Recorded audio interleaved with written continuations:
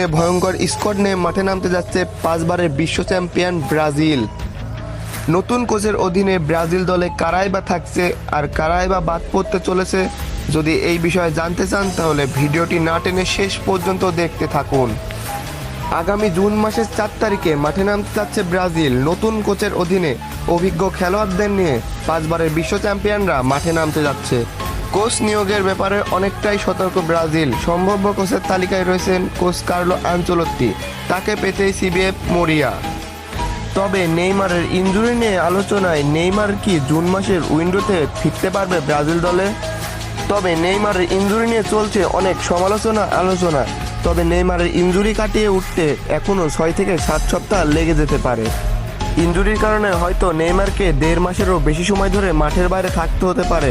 পরের উইন্ডোতে খেলবে কিনা এটি নিয়েও রয়েছে সংখ্যা, নিশ্চিত করেছে সান্তোস। তবে সিবিএফ তার জন্য শেষ পর্যন্ত অপেক্ষা করবে। কিন্তু নতুন কোচের অধীনে নতুন ব্রাজিল দল সাজাতে মরিয়া সিবিএফ। দরিবালের বিদায়ের পর নতুন রূপে আসতে চলেছে ব্রাজিল দল। দলে ফিরতে পারে ক্যাসেমিরো, লিসারলিসন, অ্যান্তোনিও, কুতিনহোর মতো দারুণ ফুটবলাররা।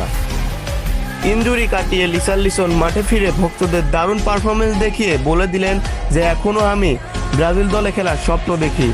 মাঠে ফিরে দারুণ পারফরমেন্স করেছেন লিসারলিসন। বিশ্বকাপের আগে ব্রাজিল দলে ফিরতে মরিয়া লিসারলিসন। অন্যদিকে ব্রাজিল দলের ডিফেন্সিভ মিডফিল্ডারের দুর্বলতা কাটাতে দলে ফিরতে পারে ক্যাসেমিরো। সাম্প্রতিক ফর্ম তাকে ব্রাজিল দলে ডাক পাওয়ার যোগ্য দাবিদার হিসাবে গড়ে তুলেছে। আবার অ্যান্টনি তাকে লা লিগার ম্যাচে প্রতিনিয়ত প্রমাণ করেই চলেছে। এখন ব্রাজিল দলে ডাক পাওয়া এখন সময়ের ব্যাপার। দেখি ব্রাজিল দলে ডাক পায় কিনা। দরিবালের বিদায়ের পর নতুন রূপে ফিরতে চলেছে ব্রাজিল দল। আর এই দল যে কোনো সময় যে কোনো দলকে হারিয়ে দিতে সক্ষম। যদি আবারও ব্রাজিল দলে অ্যান্তনি, ক্যাসেমিরো, লিসারলিসন ও অস্কার কুতিনহোর মতো ফুটবলাররা ব্যাক আসে তাহলে কেমন হয়? কমেন্ট করে জানাতে কিন্তু ভুলবেন না।